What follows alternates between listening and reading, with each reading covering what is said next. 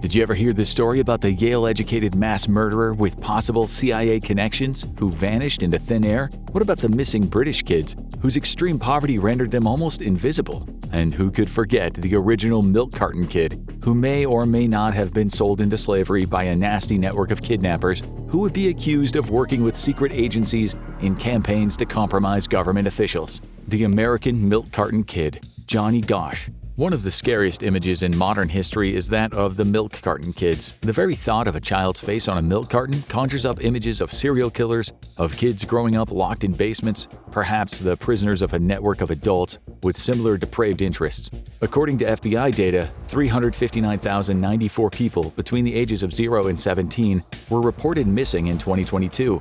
The kids who never returned cast a dark shadow over society, such as little John David Gosch, the paper boy from Iowa who went missing on September 5, 1982. He never officially returned, but that's a complicated story. We'll explain what we mean by that in a minute or two. He was one of the first milk carton kids, and his case still remains open today. That September, he went missing in his suburb of West Des Moines. Johnny was 12, doing his daily paper route for the Des Moines Register. At about 6 a.m., a woman thought she heard Johnny as she usually did when he took a shortcut through her yard. His newspaper wagon would always rattle and sometimes wake her up. Johnny was seen by several people that morning, including other paper boys picking up their papers at the drop-off point. Johnny was hard to miss this morning since he'd taken Gretchen with him, the family's miniature dachshund. He was at the paper drop when another paper boy saw him talking to a man, an older guy stocky in build. He was driving a silver or two-toned blue Ford Fairmont. A police report later described the driver as a white male in his 30s, possibly having a mustache and somewhat dark complexion. A witness said the man stopped the car, reversed a bit, and asked Johnny for directions to 86th Street. Johnny then told the witness what the man wanted. That witness, John Rossi, said he saw the car's license plate, but he's never been able to recall exactly what it was. Another paper boy saw Johnny. He said he saw a man on foot close to Johnny. He heard the Ford speed away at one point, and the man on foot was gone. Johnny's paper wagon was in the street, but Johnny was gone. Given the witness accounts, there was almost certainly a driver and a man who grabbed Johnny in the street. The abduction seemed like a well-rehearsed plan. John and Noreen Gosch, Johnny's parents, soon got calls from neighbors telling them Johnny hadn't delivered their papers that morning. They went out looking for him only to find his paper wagon still full about 2 blocks from where they lived. Johnny had vanished. When Mrs. Gosch called the police station, they told her not to worry. She waited nervously at home as Mr. Gosch delivered Johnny's newspapers. Something just wasn't right.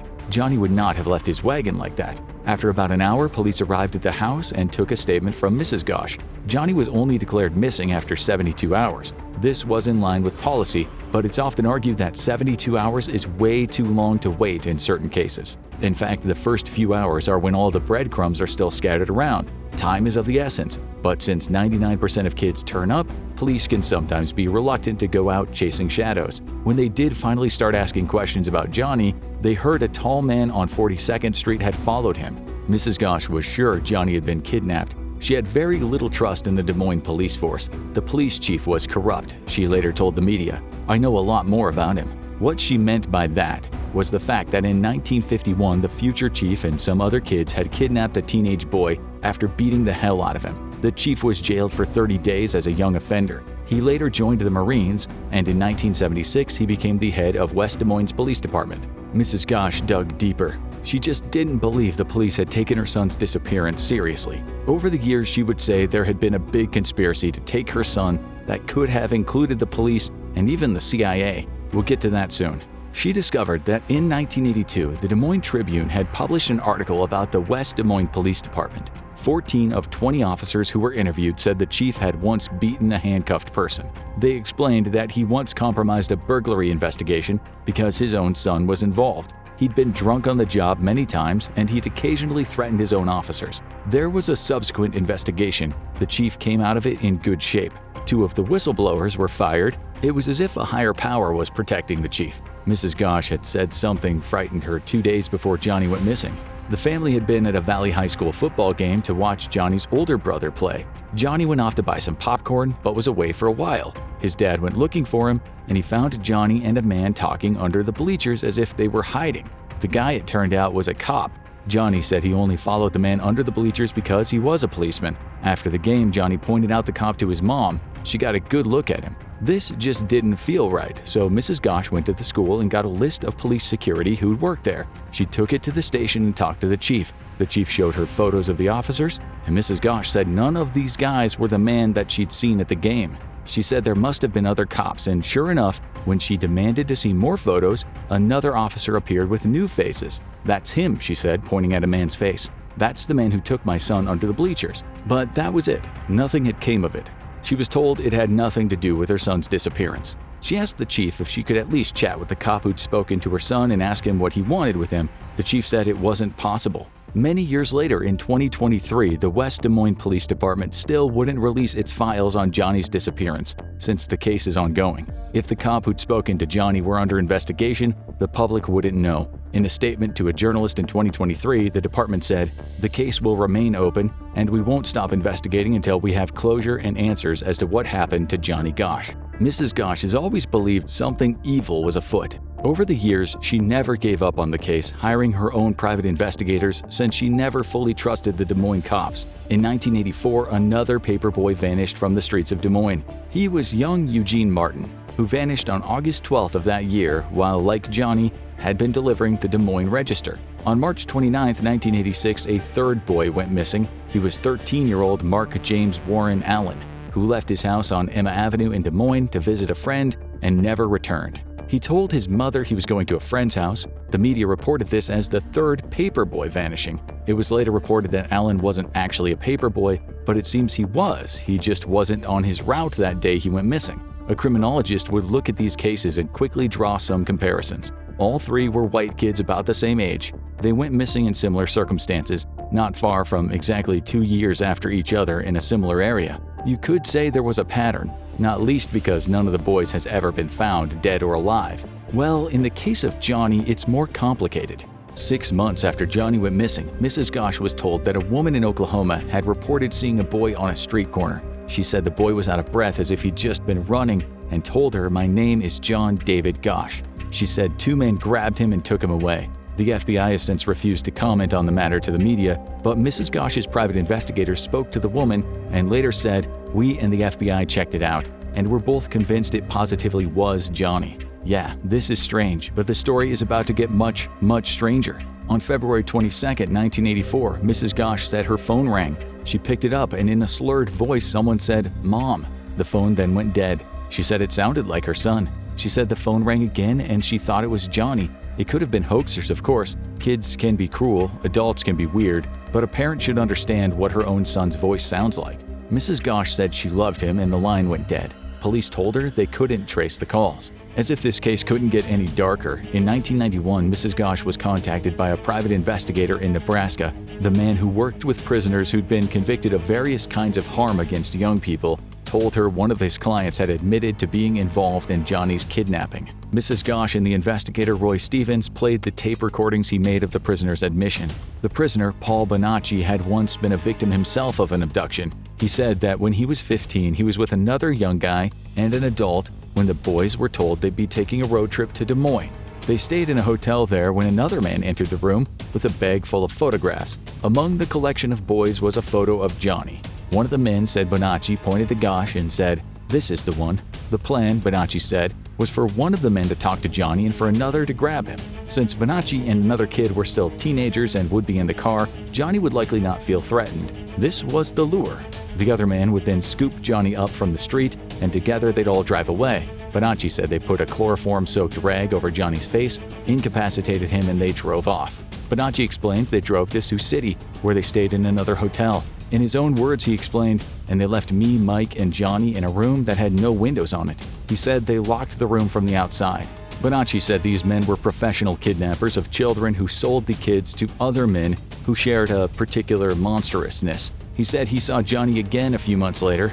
He was a prisoner at a man's house he only knew as the Colonel. He owned a ranch where he had a place under the floorboards to lock in the kids. When interviewed, Bonacci knew about a birthmark on Johnny's chest and scars on his body that had not been made public knowledge. Was Bonacci telling the truth? It's hard to say. It's also hard to say if he was telling the truth about having another personality that had been given to him by CIA agents. Yes, this story is wild. This other character, whom Bonacci called West Lee, claims that he was part of a secret government program, a CIA mind control deal in which kids mind controlled were used for various nefarious reasons. This could be for espionage, assassination, or setting up government officials or businessmen who were partial to having young associates. Bonacci, under his West personality, said this program was called Monarch. Far be it from us to say this couldn't possibly be true. We've researched CIA programs such as MKUltra, and once you've been down such rabbit holes, your trust in government tends to wane somewhat. The CIA trying to compromise powerful people is not out of the realm of possibility. The Republican politician, Senator John DeCamp, believed it was true. He believed in a ring of nefarious adults involved with U.S. intelligence. Even so, young folks who've testified to such heinous acts were later convicted of perjury. Freedom of Information Act requests from journalists have never revealed Monarch as a reality. CIA operatives involving such kids and rings of child kidnappers have never to this day been proven in a court of law.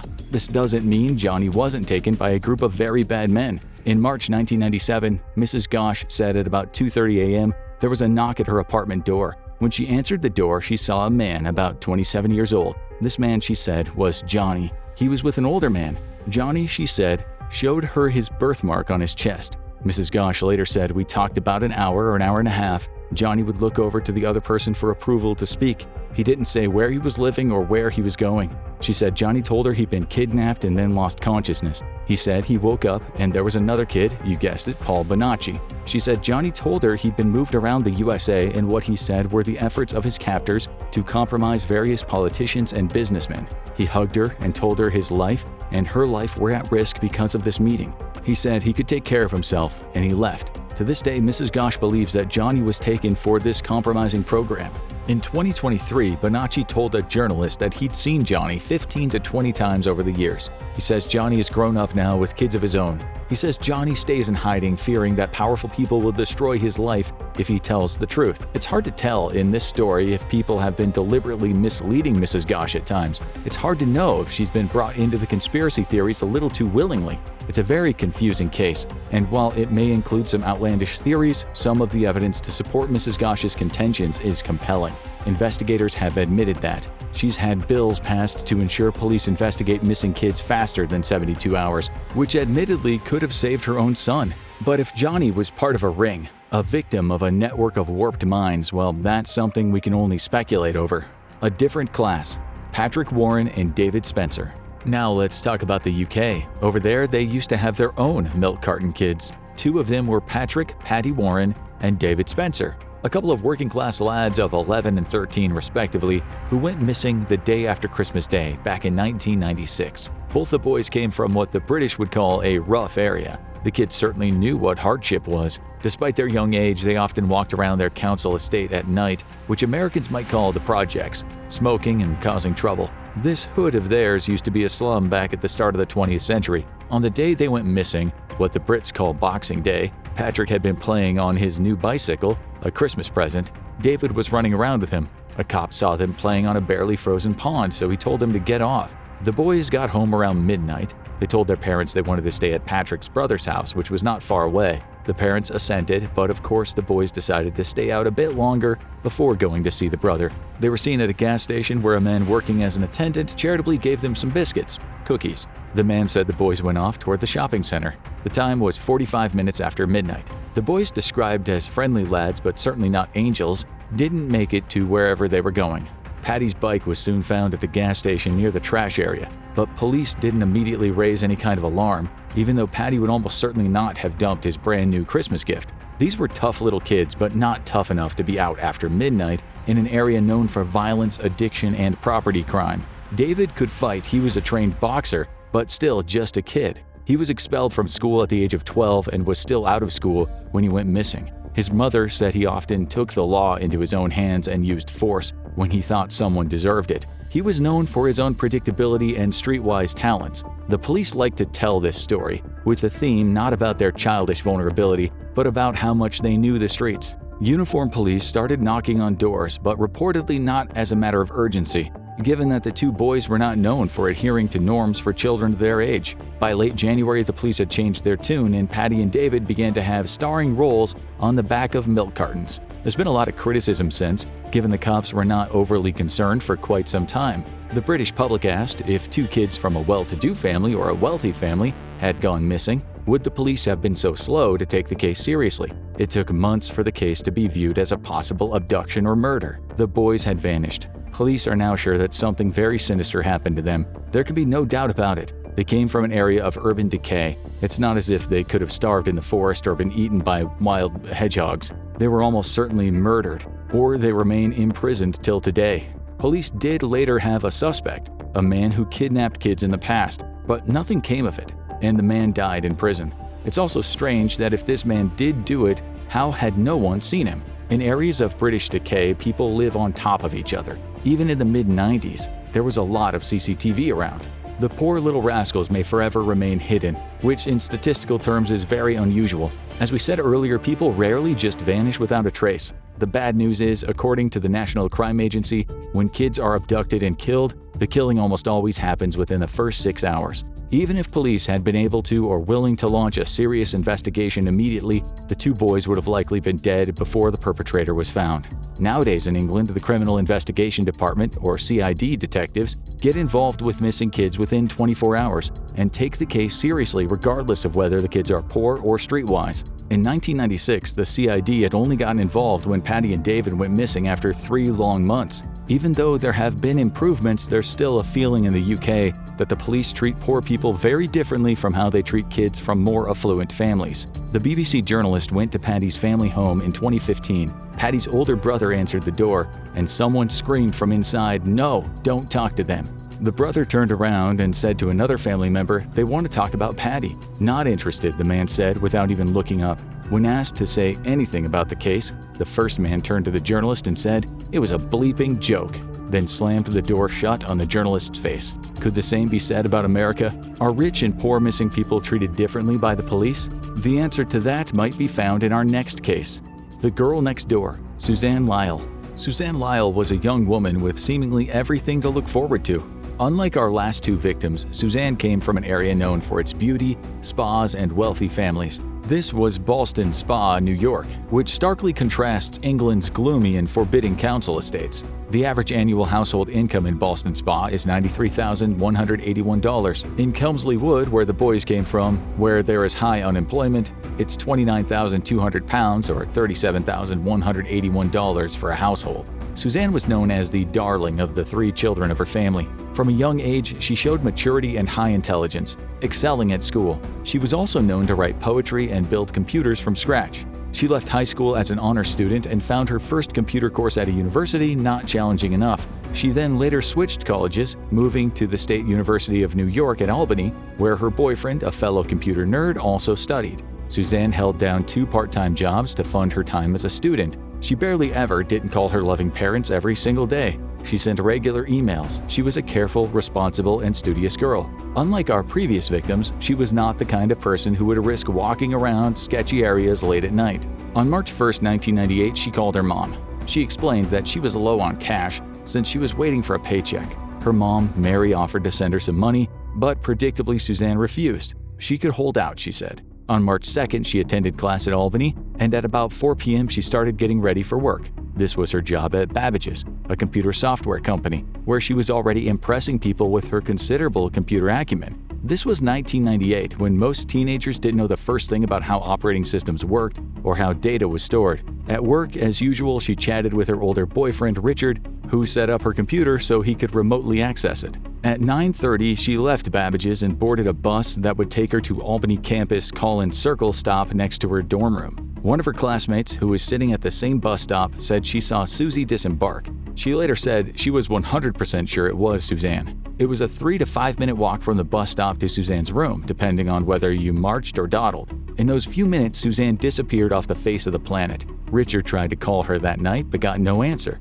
so he called her parents in the morning. The parents called the university and told the campus police about what had happened. Suzanne was a very responsible girl. Even so, she was 19, and 19-year-olds spending the night out, say with a friend or a boy, was hardly unusual. Still, the parents had the foresight to call the bank where Suzanne had a credit card. Her card had been used that day at an ATM next to a convenience store. Unfortunately, no surveillance camera covered the area. The person had entered the correct number only to draw out $20, which was a small amount of money if someone had taken a card. Still, Suzanne's parents, who had some control over her money, said Suzanne always used to draw out $20 at a time. Richard later told the cops he knew the number for that card, but he was sure no one but he and Suzanne would have known it. Everything changes here in terms of comparisons to the David and Patty case. Instead of being ignored by investigators outside of a few friendly door calls, the New York State Police senior investigator John Camp got on the case. Suzanne, according to her father Doug, would never ever go somewhere and not tell anyone.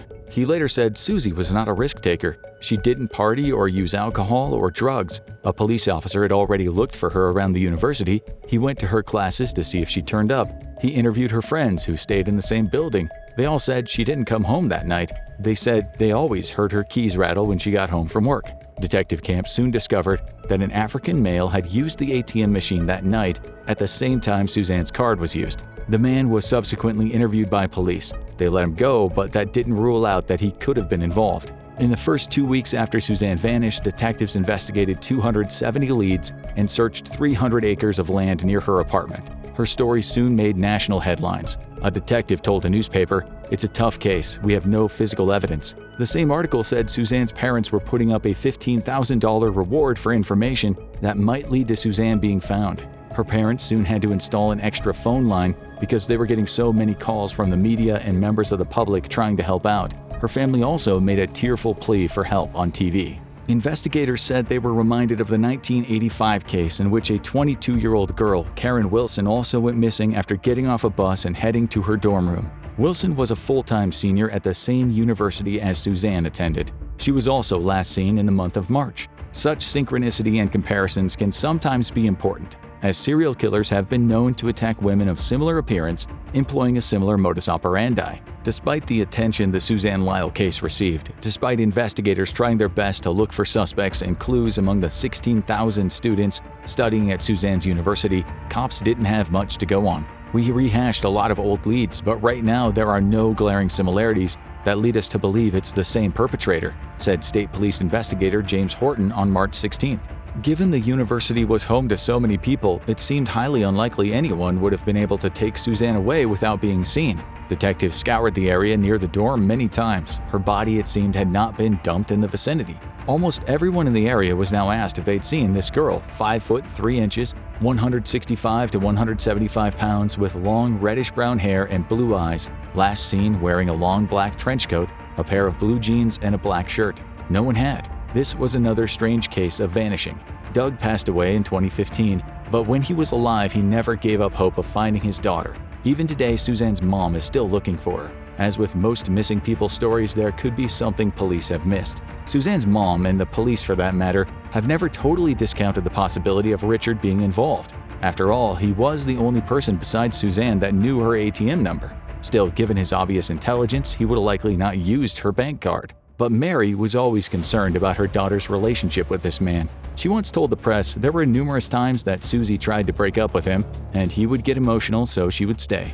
After Suzanne vanished, Richard told detectives that he and Susie were actually engaged. Mary said that was the first she'd heard about it, and Suzanne was not the type of girl to lie. Well, parents often think that. Whether it's true is another matter. Mary had every right to feel suspicious. Richard stopped cooperating with the police right after the disappearance. He'd only talked to them with his lawyer present, and he refused to take a polygraph. Mary also suspected that just before the disappearance, her daughter might have given Richard a breakup note, which Suzanne had said was a Valentine's Day card. It should be said that Richard always had an alibi for the night, with a friend telling police that they had been together playing video games. It was frustrating for the police. Just a few months after Suzanne was last seen, her Babbage's name tag was found on the ground about 90 feet away from the bus stop, in a parking lot, but in the opposite direction where she should have been walking home. Had someone dragged her there? Police couldn't find any other clues. Then there was Suzanne's colleague at Babbage's, who said just before Suzanne went missing, she told her that someone had been stalking her.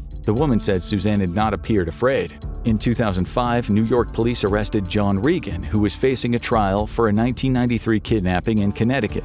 He tried to abduct a young student at Saratoga Springs High School, which wasn't far from where Suzanne had gone missing. Regan refused to talk to the police about Suzanne's disappearance. The case remains open. Given that Suzanne has been described as wholesome, it's a case that still makes news in various TV shows to this day. Suzanne's mom has also kept the case alive. She founded the Center for Hope to support families who've experienced the hell she's lived through for over 2 decades. President George W. Bush signed Suzanne's law as a part of the PROTECT Act of 2003, and later he signed the Suzanne Lyall Campus Safety Act into law, which should increase safety for people on college campuses. Another Suzanne law is still waiting to be voted in by the state assembly. This would make the penalties stiffer for crimes that happen on campus. The missing diplomat, Bradford Bishop.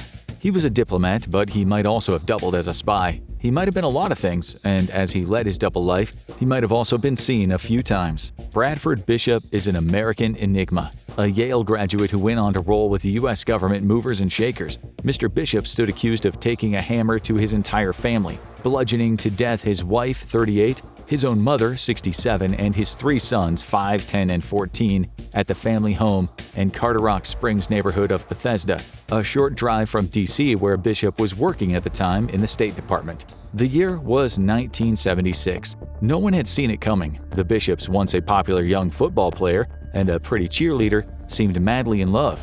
They were, to all who knew them, a stable, loving family, and yet someone had gone wild with a heavy hammer on 4 people's heads and bodies.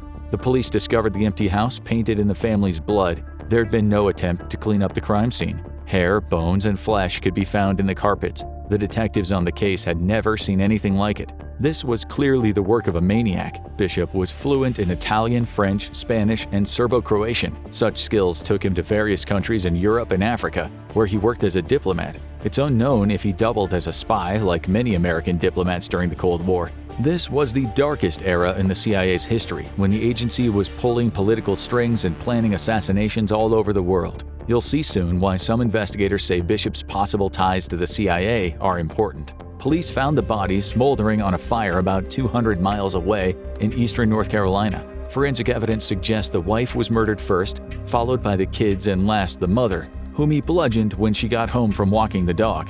The murder weapon was a blunt instrument, almost certainly a hammer. Bishop owned a gun, a Smith & Wesson .38 revolver. He hunted and he hiked, so he may have also owned a rifle. We also know he owned a shotgun, yet if he killed his own family, those little kids, he'd chosen to do it in a way that would be up close and personal and possibly slow. Everyone knew he loved his children, so why engage in such awful brutality?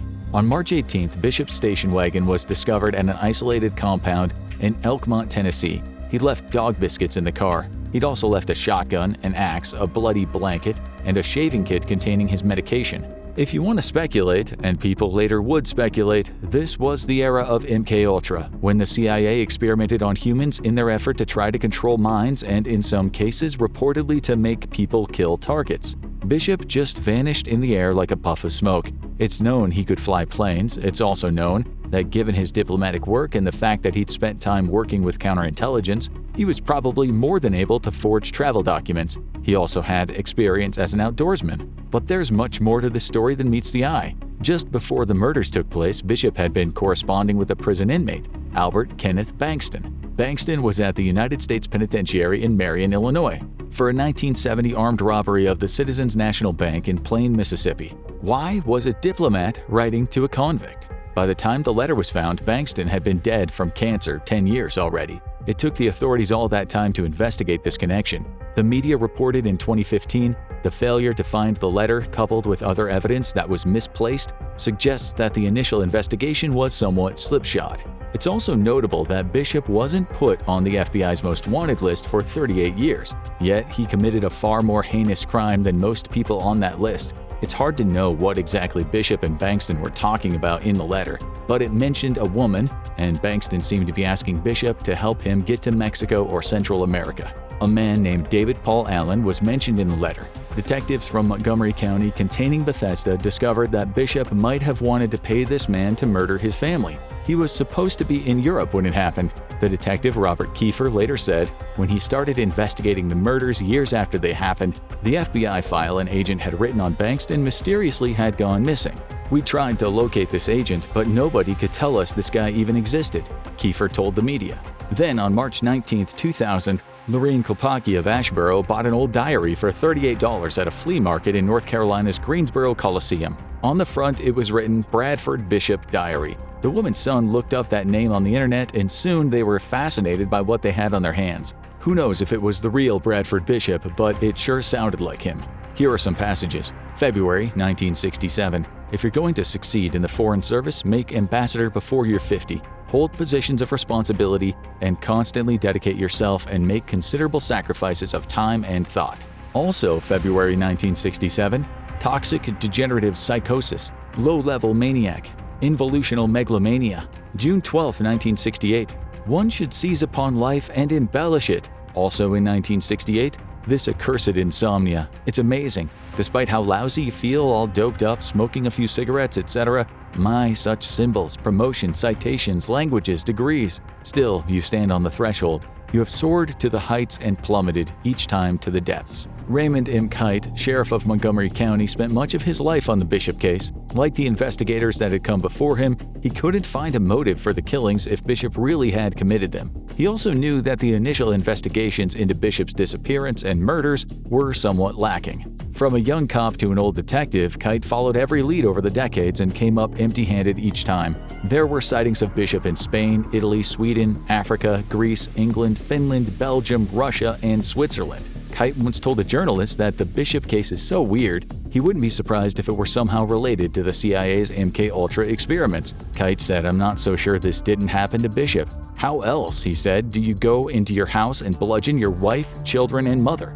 Kite explained that his investigation definitely revealed Bishop's covert CIA connections. Kite found out the CIA had done a damage assessment on Bishop about what he knew about the agency's covert activities. The report concluded that it does not consider Bishop as a possible espionage target. Without a doubt, the CIA and Bishop were much more connected than the CIA was admitting. Given the aforementioned report and the fact that many diplomats spied for the U.S. during the Cold War, Bishop might well have known something about the CIA's covert activities, including regime change and assassination. If Bishop is alive today, he'll be 88. We have a feeling he could still be out there. Was he a murderous maniac or was he set up? Well, that's not something we can answer. Since we mentioned mind control experiments, we think you should now find out exactly what went on in our deep dive video, MKUltra, Inside the CIA's Secret Mind Control Experiments. Or have a look at this.